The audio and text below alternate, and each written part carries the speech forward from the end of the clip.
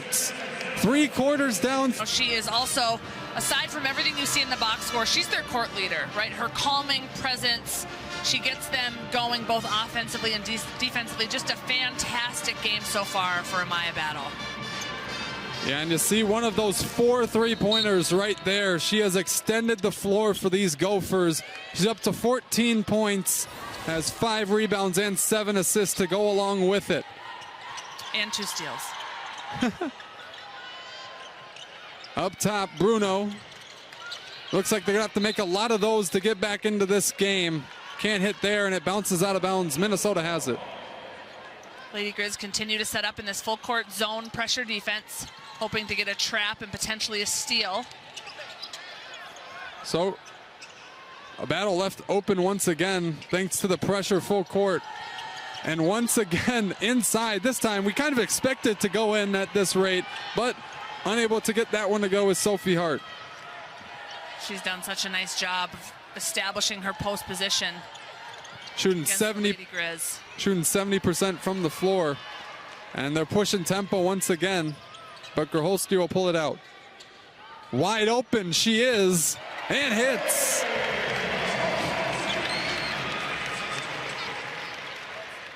Finally connects from the 3-point, 1 for 9 in this game. So that's got to feel good for Grace Grholski to finally hit that 3-point.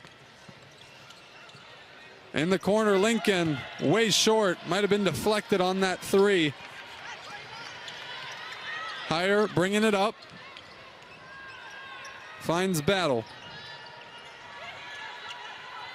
Well, you mentioned it, just keep shooting, and she finally connects on one. That's got to feel good after a long game. And a rebounding foul on Danny Barsh over the back of Hart.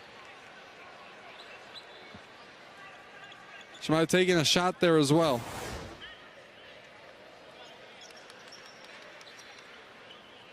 Sophie Hart, nice job attacking the offensive rebounding glass. She's so difficult to battle with down there, given just to her height and her long arms.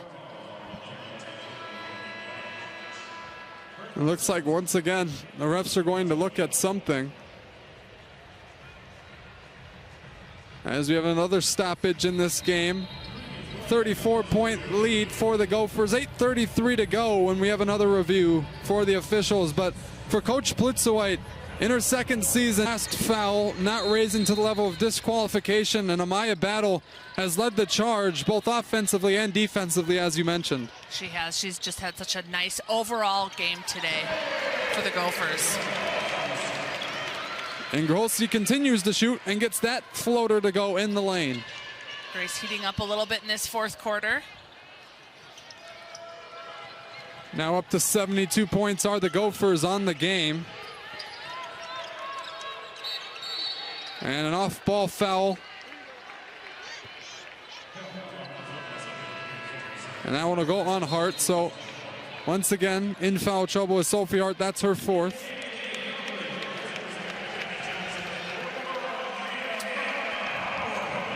Seeing Nehemiah Holloway from Eden Prairie, Minnesota, checking in for the first time tonight. A player who is known for her defensive prowess. Steals and rebounding are the strengths in her game. Eden Prairie Eagles represent, as she's back in there, and she gets the loose ball right there. Finds Tori McKinney, but now the Gophers have scored 72 points or more in each of their 7 games this season. They have been explosive on offense. A nice steal from McClimate Call.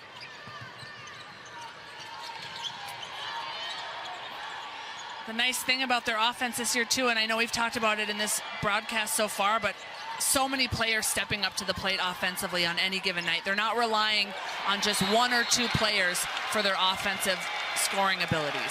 We mentioned the stingy defense she brings. She just made that pass look like it was right to her, the way she fought around Zingaro to get this steal. Watching practice yesterday, I was watching Nehemiah Holloway and some of their drills. She is just so incredibly athletic. When you watch her play in her drills and what she does defensively, it's just amazing to watch. So it's nice to see her get some minutes here late in the game for the Gophers. Yeah, always active, always on, always looking for the ball with that nose for it. Johnson left alone. Didn't decide to pull the trigger. Gophers have just 2 starters on the court right now in Tori McKinney and Mallory Heyer. They lost track of her as McKinney goes into the defense. Can't get the foul, but it is drawn by Nehemiah Holloway on the rebound.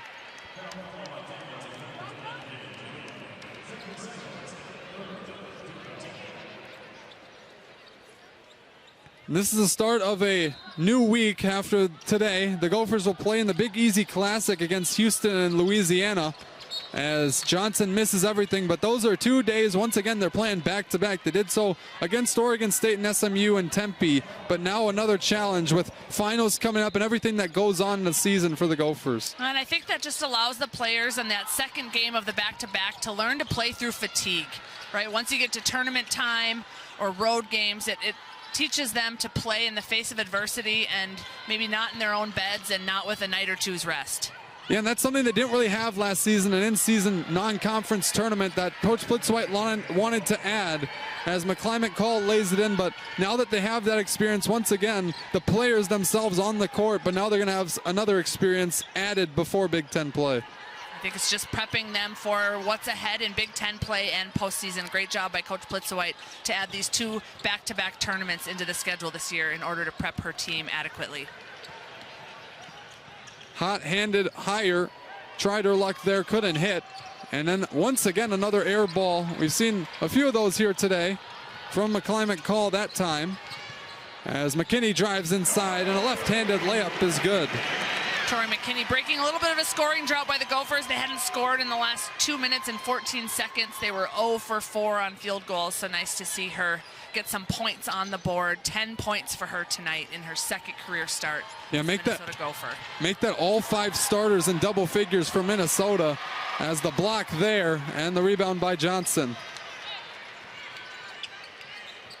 Tori McKinney is such a versatile player. You see her bringing the ball up the court. She's also defending their point guard defensively, running the ball up the court offensively. So for a freshman, that's such a big role to fill, and I think she's doing such a nice job of it so far. Koenig crosses over, pulls up, no good, and higher on the glass once again. Give her now 8 on the game. McKinney to her right. Higher, banging inside, turnaround off the rim. And McClimate Call her another board for her 6th. 2 players defending each other that are both leading their teams in rebounds, and Higher and McClimate Call. Yeah, we've talked about how well the Gophers have defended the three-point line. Not there as Barsh found space. They're now 6 for 26, though. They have struggled from the three-point arc. They have just 23%. This is a team that shoots about 33% on the season, so about 10 percentage points below where they normally shoot. That's got to be frustrating for them here in this road game. McKenna Johnson can't respond. Holloway on the offensive glass. McKinney left open. Three-pointer is true. Great job by Nehemiah Holloway, giving her team a second chance, and Tori McKinney taking advantage of that with that open three-pointer. 13 points for Tori McKinney today with 4 rebounds, 3 assists, a block, and a steal. Waddington left open. She responds that time, hitting a 3. But Tori McKinney, Coach Blitzwhite talked about it in the preseason, how much she thought she could bring defensively, but she has gotten a massive role these last 2 games in the offensive side of the ball as well. She has. With that injury to Mara Braun, she's inserted herself into the starting lineup, and I think she's done just a fantastic job as a true freshman. Her 3rd out of the first 7 games in double-figure scoring as Rose misses there. Koenig finds Bruno. Barsh left alone once again. Can't hit this time. Gophers are having a little bit of a challenge matching up defensively here these last couple possessions. They're running all the way back to the paint, which is allowing those open three-point shots by the Lady Grizz. I'm guessing Coach Don Blitzwhite will look to adjust that here in this timeout. Yeah, once again, not lighting into her players, but a stern talking to about the defensive intensity and effort on the other end. This is a defensive-minded Lady Gophers team. They have forced the Lady Grizz into 16 turnovers today while committing just 6 themselves. Yeah, and a head coach that's been around the block knows and has a great sense of the pulse of her teams. understands what she needs to do at each point in the game. This is a scenario where his starters are out of the game. They're getting a chance to rest because they built such a big lead, but now you got to instill that culture into the second group. I think it's really important that the bench is getting as many minutes as they are here early in the season, because like we talked about, injuries happen, foul trouble happens. You never know what's going to happen, especially come Big Ten play. So I think it's great that these bench players are getting as many minutes as they are. Johnson finds Rose, and they're across the half-court line. They've done a great job all night breaking that press. They have. It hasn't really been an issue for the Gophers. Johnson to her right, takes the contact, but gets the ball wrapped up. And a jump ball will keep it with Minnesota. Danny Barsh right there on that spin move by McKenna Johnson to tie her up for the jump ball. Yeah, and they've showed why the Gophers they're one of the best defensive teams in the nation. Just 44 points allowed today. And Johnson rattles home a 3 to make it 80 on the day for the Gophers. Deep 3 by McKenna Johnson. She was almost at the logo on that one, I think. Rejected. Nehemiah Holloway at the rim. Met her at the pinnacle and then stops the next opportunity. Schubert open. Backside rebound. Dropped by Johnson smartly, and it falls to Woodson.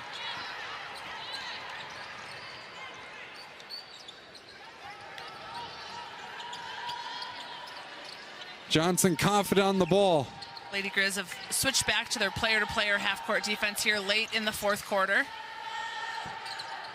Woodson tried her luck on a created shot of her own, but couldn't hit. And Wacker, getting some more minutes for herself, brought it up. Barsh wanted to pull the trigger again, but is fouled on the drive from Sonano.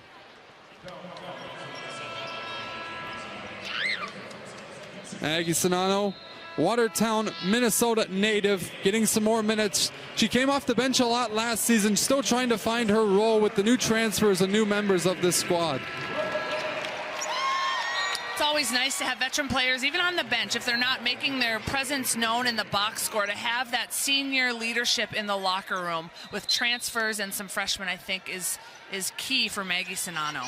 Yeah, and coming off that knee injury, some great minutes. She's played in 3 games so far, now her 4th. Scored 2 buckets. Kennedy Click has been a nice addition and could be a nice addition later on in this season to this Gopher backcourt. She's a very talented offensive player, but missed all of last season with an ACL injury. Another Minnesota player on the roster, one of 11 that Coach Don Plitzweit has rostered this season.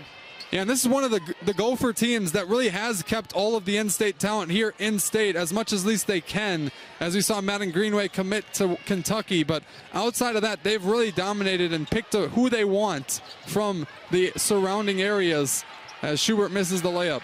They have, and I think that speaks to Coach Don Plitzweit, what she's done for this program after the departure of Lindsay Whalen, keeping Amaya Battle, Mara Braun on the roster, and then having a few transfer homes, and Taylor Woodson from Michigan and Annika Stewart from Nebraska. Yeah, not only transfer homes, but built-in chemistry, because Woodson, we mentioned, has played with Battle, and then Stewart and Mara Braun were teammates as well in high school at Wayzata. As well as Bryn Senden sitting on the bench. She's also a Wayzata grad, so we have a couple different players that played together in high school. Kennedy Click on the ball. To her left, downhill. Reverse layup, at the rim goes, and the bench explodes. A beautiful touch on that finger roll by Kennedy Click. Yeah, and you mentioned her offensive capabilities. She showed you right there. Adria Lincoln, turnaround. Can't find the shot in this second half. Still yet to make a field goal. Now 3 for 11 in the final 20 minutes. To the rim, Johnson rolls around and out, and Holloway once again on the offensive glass is fouled. That is her 5th rebound, and she'll go to the line looking for her first points. Her 5th rebound in just 7 minutes of play, so talk about making an impact on the glass for Nehemiah Holloway. Under 6 seconds to go. It's going to be a 7-0 start for the Gophers in a strong regular season non-conference schedule. They have been strong in it, and they're looking to continue to build on that as they play Houston and Louisiana next. Again, some road games for the Gophers, which anytime you play on the road, it's always a little bit more challenging than at home. You're not sleeping in your own bed. You don't have your own fans in front of you. And then the back-to-back games as well will be a little bit challenging. But again, prepping them for the Big Ten play and any postseason play that we hope they're able to make this season. Yeah, and you mentioned the back-to-backs for the Gophers. Next up is Evergreen State for Montana in 2 days' time, so they'll have to quickly prep for that one and get oriented after 2 good big wins in double digits against North Dakota and Washington. They'll have to kind of refine their identity in themselves over the next 24 hours. You know, sometimes coming off of a tough loss like this, a quick game again is the best thing for your team. Get them out of their own heads, get them back on the court, and hopefully back in the win column again. Yeah, and then they come back to the Midwest, and they will be playing North Dakota State and South Dakota State in the Big Sky Conference and Summit League Challenge. So they've been around this area a lot so far in the start of the non-conference season. Sonano hits the first free throw. It makes it a 40-point game with 21.8 left. Coach Plitzwhite has now played everybody as Jordan Brooks is now into the game with Bryn Senden as well.